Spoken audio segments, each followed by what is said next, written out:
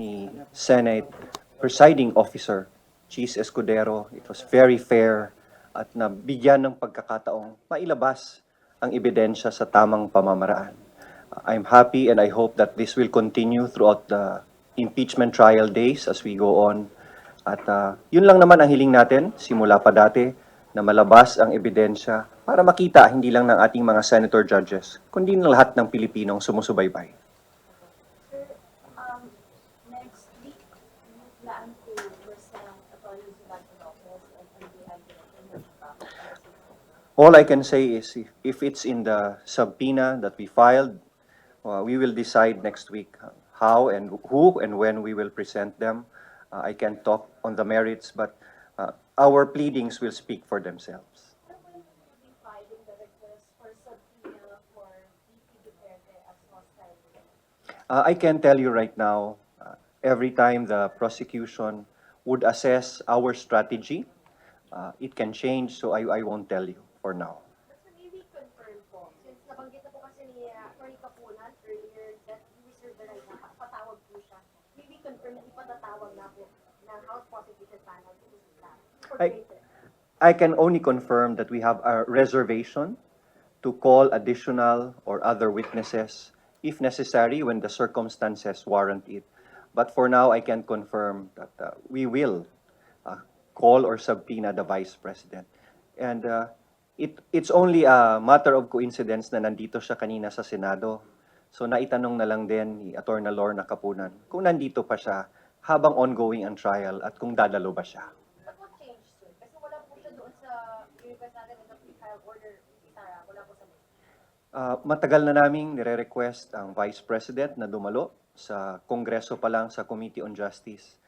Tuwing may hearing kami, may imbitasyon ang Vice Presidente.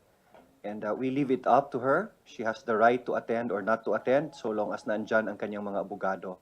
At hanggang dun lang muna ako para hindi ko makwento ang strategy ng prosecution. Sir, hindi pa ba enough yung pong mga video na presente po na yung pong mismong statement galing sa kanila? Para sa amin, yung mga video na yon ay sufisyente, enough to prove betrayal of public trust, to prove culpable violation of the Constitution and high crimes. But we leave it up sa ating mga senator judges how they will assess and appreciate the evidence that we have just presented today na napakarami at kita ng buong sambayanan kung gaano kadaming video at statements ang lumabas in support of the articles of impeachment.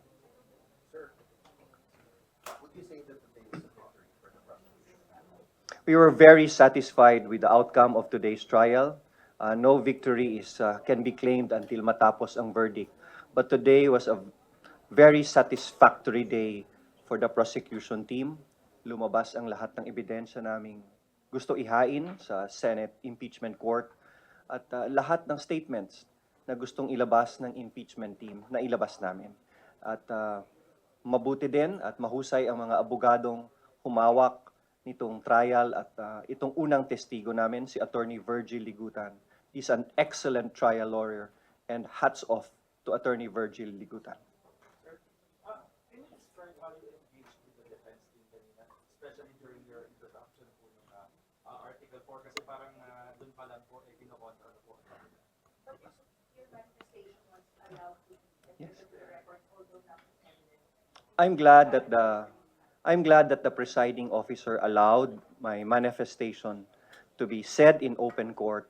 It was meant to guide our senator judges kung paano namin ilalatag ang ebidensya, kung ano ang kabuuan ng ebidensya naming iisa-isahin through our witnesses and our documents, at para mabigyan din ng paglinaw sa mga kapwa nating Pilipino sa pamamaraan na maiintindihan nila at mauunawaan nila ng husto. Ano ba itong binabalak nitong Article 4 kung saan, sabi ng Presidente, may nakausap na siyang taong pumayag na at nakaabang at handang pumatay sa Presidente ng Republika ng Pilipinas. Sir, clarification lang. Instead na siguro victory, would you think na nakascore, nakapuntos yung prosecution ng Yes, malaking puntos itong araw na ito. Ang aming testigo ay nakapaglabas ng ebidensya sa mahusay na pamamaraan ng ating private prosecutor. And it's also a victory for all camps because the court was very fair in allowing the evidence to be presented. Naging patas at naging pantay ang Senate Impeachment Court at ang presiding officer. At matagal na nating gusto ito para hindi pagsabihan ng mga Pilipino na hindi impartial ang Senate Impeachment Court. So they acted with impartiality, they acted with fairness, and they acted with integrity today. Sir, kunin ko lang yung pagtingin niyo regarding dun sa move ng defense na i-play yung buong 2-hour video instead yung clip lang na 2 minutes. What do you think of that? Is it something of a means to delay or Para sa prosecution, ang relevant lang o ang kinauukulang ebidensya lang naman na gusto naming mailatag ay yung 2-minute portion ng 2 oras na video.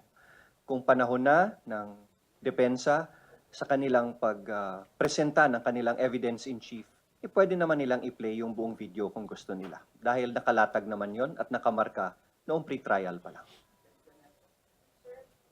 Naka-score po ba yung prosecution because the videos were finally shown yung October and November? Or dahil dun sa sagot ni Atty. Libutan sa question ni Senator Hontiveros? Or because of those two, can you say kaya those two developments today, would you say na yun yung nagpanalo for the prosecution at least for day two? Score kami sa video na lumabas na dapat naman talaga makita ng Senate Impeachment Court. Score kami sa ibang mga statements pa na lumabas galing sa Vice Presidente na sumusuporta sa articles of impeachment. Hanggang doon na lang ang statements o ang sagot ni Atty. Ligutan, hayaan na muna nating mahusga ang Senate Impeachment Court kung anong gagawin nila doon. Pero we are very satisfied with the outcome of today's trial and we hope to continue that and we will sustain that throughout the 90 days total of the impeachment trial days. We are ready to sustain this kind of trial. Okay, follow up lang. Sir, may sinasabi yung defense about copies ng mga NBI report. Are you concerned na mag-issue ko? No. Ma-undermine na nito yung evidence na pinag-set? Yeah, we are not concerned about the objections of the defense team. Normal din sa kanilang depensahan nila ang kanilang kliyente. But as far as we are concerned, kapag lumabas ang isang dokumento, nasa kamay na ng mga Senate Impeachment Court judges natin. Ang importante, nakita nila na ang mga articles of impeachment ay suportado ng testimonya ng mga testigong may personal knowledge, suportado ng mga authenticated documents and videos, at suportado ng magandang proseso at legal na pagpapalabas nito sa loob ng Senate Impeachment Court. Marian? Rose? Significant details kasi po parang Atty. Libutan called out Atty. Season for making a scene. I will let Attorney Ligutan answer that. Hindi ko personal na nasubaybayan yan. And Wala po kayo dyan. hindi ko lang nasubaybayan. I was busy talking to the team and preparing kung ano ang susunod na itatanong. Pero ano pong assessment dun sa gawin po ng defense lab during po sa examination po ng testigo niyo? Normal lang sa kanila na mag-object. Pinaghandaan namin ng husto yun. Kung nakikita nyo, hindi natitinag ang prosecution team sa kahit anong objection. Kahit sa pag-object lang nila sa aking manifestation, alam namin kung anong isasagot. Bawat tanong na anticipate ng prosecution team sa aming paghahanda.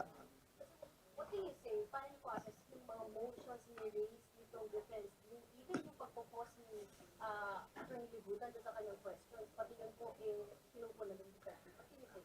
Ang prosecution team handa sa aming strategy. Sana hayaan na lang kami kung papaano namin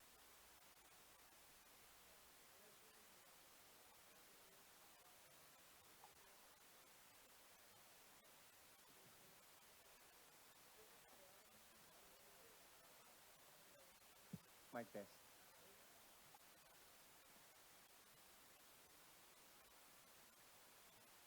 Tina.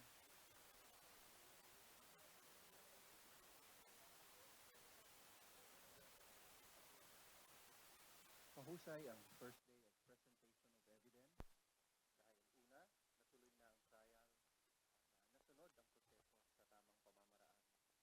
Maganda ang ni Senate Presiding Officer Cheese Escudero. It was very fair at nabigyan ng pagkakataong mailabas ang ebidensya sa tamang pamamaraan. I'm happy and I hope that this will continue throughout the impeachment trial days as we go on.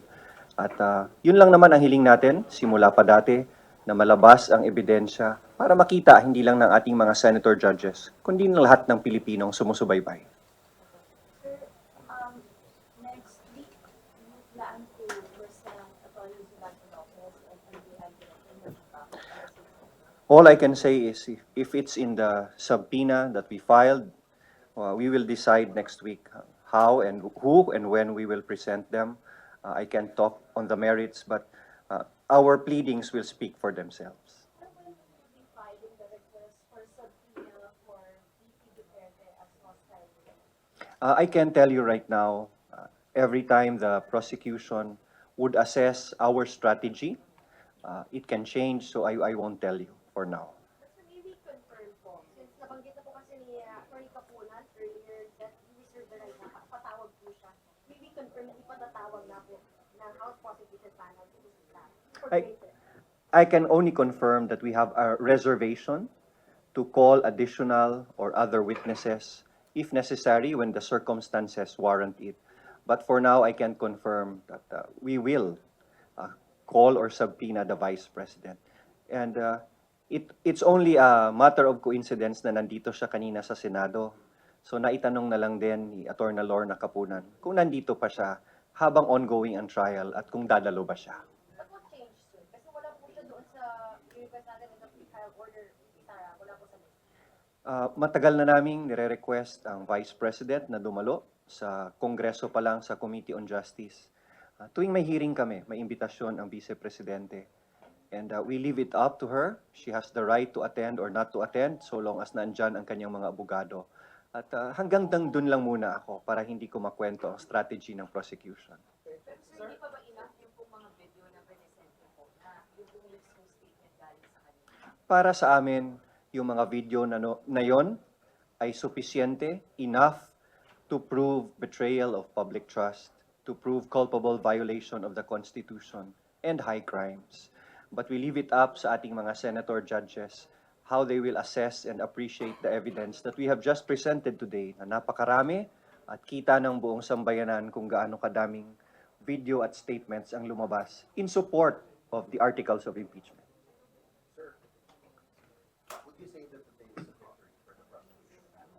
We were very satisfied with the outcome of today's trial. No victory can be claimed until matapos ang verdict. But today was a very satisfactory day for the prosecution team. Lumabas ang lahat ng ebidensya naming gusto ihain sa Senate Impeachment Court at lahat ng statements na gustong ilabas ng impeachment team na ilabas namin. At mabuti din at mahusay ang mga abogadong humawak nitong trial at itong unang testigo namin, si Attorney Virgil Ligutan. He's an excellent trial lawyer and hats off to Attorney Virgil Ligutan. Sir, can you describe how you engaged with the defense team kanina, especially during your introduction po ng Article 4 kasi parang dun pa lang po kinokontra na po. Your manifestation was allowed to Yes. enter the record, although not evident. I'm glad that the presiding officer allowed my manifestation to be said in open court. It was meant to guide our senator judges kung paano namin ilalatag ang ebidensya, kung ano ang kabuuan ng ebidensya naming iisa-isahin through our witnesses and our documents at para mabigyan din ng paglinaw sa mga kapwa nating Pilipino sa pamamaraan na maiintindihan nila at mauunawaan nila ng husto. Ano ba itong binabalak nitong Article 4 kung saan, sabi ng Presidente, may nakausap na siyang taong pumayag na at nakaabang at handang pumatay sa Presidente ng Republika ng Pilipinas. Sir, clarification lang. Instead na siguro victory, would you think na nakascore, nakapuntos yung prosecution ng Yes, malaking puntos itong araw na ito. Ang aming testigo ay nakapaglabas ng ebidensya sa mahusay na pamamaraan ng ating private prosecutor. And it's also a victory for all camps because the court was very fair in allowing the evidence to be presented. Naging patas at naging pantay ang Senate Impeachment Court at ang presiding officer. At matagal na nating gusto ito para hindi pagsabihan ng mga Pilipino na hindi impartial ang Senate Impeachment Court. So they acted with impartiality, they acted with fairness, and they acted with integrity today. Sir, kunin ko lang yung pagtingin niyo regarding dun sa move ng defense na i-play yung buong 2-hour video instead yung clip lang na 2 minutes. What do you think of that? Is it something of a means to delay or Para sa prosecution, ang relevant lang o ang kinauukulang ebidensya lang naman na gusto naming mailatag ay yung 2-minute portion ng 2 oras na video. Kung panahon na ng depensa sa kanilang pagpresenta ng kanilang evidence in chief, pwede naman nilang i-play yung buong video kung gusto nila. Dahil nakalatag naman yon at nakamarka noong pre-trial pa lang. Naka-score po ba yung prosecution because the videos were finally shown noong October and November? Or dahil dun sa sagot ni Atty. Ligutan sa question ni Senator Hontiveros? Or because of those two, can you say kaya those two developments today, would you say na yun yung nagpanalo for the prosecution for two? Score kami sa video na lumabas na dapat naman talaga makita ng Senate Impeachment Court. Score kami sa ibang mga statements pa na lumabas galing sa Vice Presidente na sumusuporta sa articles of impeachment. Hanggang doon na lang ang statements o ang sagot ni Atty. Ligutan, hayaan na muna nating mahusga ang Senate Impeachment Court kung anong gagawin nila doon. Pero we are very satisfied with the outcome of today's trial and we hope to continue that and we will sustain that throughout the 90 days total of the impeachment trial days. We are ready to sustain this kind of trial. Okay, follow up lang. Sir, may sinasabi yung defense about copies ng mga FBI report. Are you concerned na mag-issue ko? No. Ma-undermine na ito yung evidence na pinag-set? Yeah, we are not concerned about the objections of the defense team. Normal din sa kanilang depensahan nila ang kanilang kliyente. But as far as we are concerned, kapag lumabas ang isang dokumento, nasa kamay na ng mga Senate Impeachment Court judges natin. Ang importante, nakita nila na ang mga articles of impeachment ay suportado ng testimonya ng mga testigong may personal knowledge, suportado ng mga authenticated documents and videos, at suportado ng magandang proseso at legal na pagpapalabas nito sa loob ng Senate Impeachment Court. Marian? Rose? May bigat details kasi po parang Atty. Ligutan called out Atty. Sison for making a scene. I will let Attorney Ligutan answer that. Hindi ko personal na nasubaybayan yan. And Wala po kayo doon. hindi ko lang nasubaybayan. I was busy talking to the team and preparing kung ano ang susunod na itatanong. Pero ano pong assessment dun sa gawin po ng defense lab during po sa examination po ng testigo niyo? Normal lang sa kanila na mag-object. Pinaghandaan namin ng husto yun. Kung nakikita nyo, hindi natitinag ang prosecution team sa kahit anong objection. Kahit sa pag-object lang nila sa aking manifestation, alam namin kung anong isasagot. Bawat tanong na anticipate ng prosecution team sa aming paghahanda. What can you say? Paano niyo po assess yung mga motions ni-raise nitong defense? Even yung pagpupos ni Atty. Ligutan sa kanyang questions, pati yan po yung pinungkulan ng defense. What can you say? Ang prosecution team handa sa aming strategy. Sana hayaan na lang kami kung papaano namin ilalatag ang pagtatanong, ang manner ng aming pagtatanong is always part of a lawyer's strategy during trial to not only bring out the evidence from the witness, but to present it the best way possible for the senator judges to appreciate the answers of the witness. Ito po na puro pinag-technical ng defense yung kanilang staff.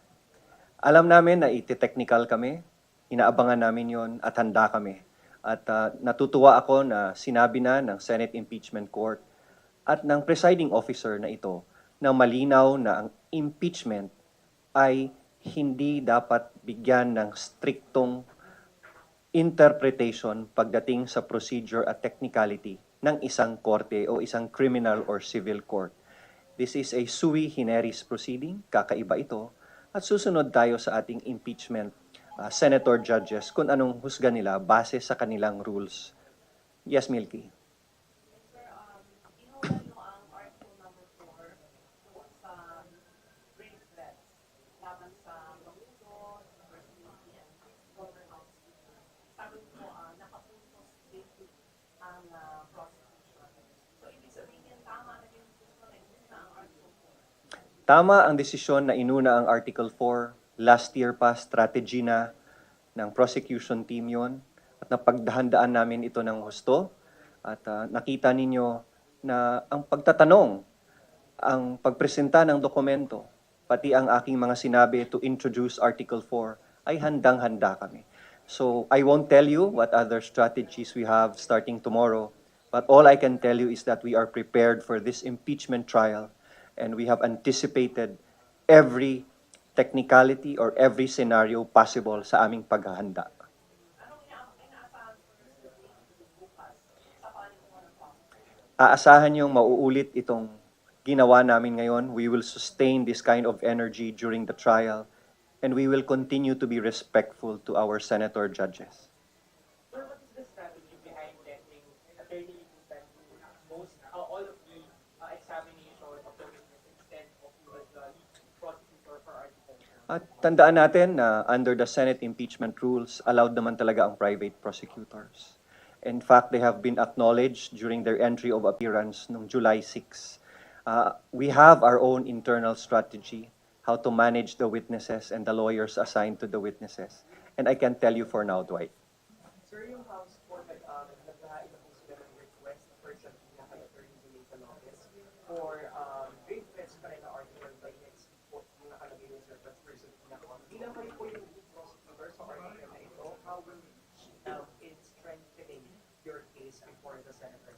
I want to answer your question, but I won't, because all you have to do is wait for our strategy to lay out during the impeachment trial next week. Sir, in terms of schedule lang, bukas ba Jerry Villoto will face nor bukas expected lang na counter? Antayin na lang muna natin bukas, Dwight, kasi sa palagay ko tapusin natin ang cross-examination ni Kalilong at kung meron mang redirect examination si Attorney Ligutan, sigurado akong papayagan naman ng presiding judge natin yun. Thank you, everyone.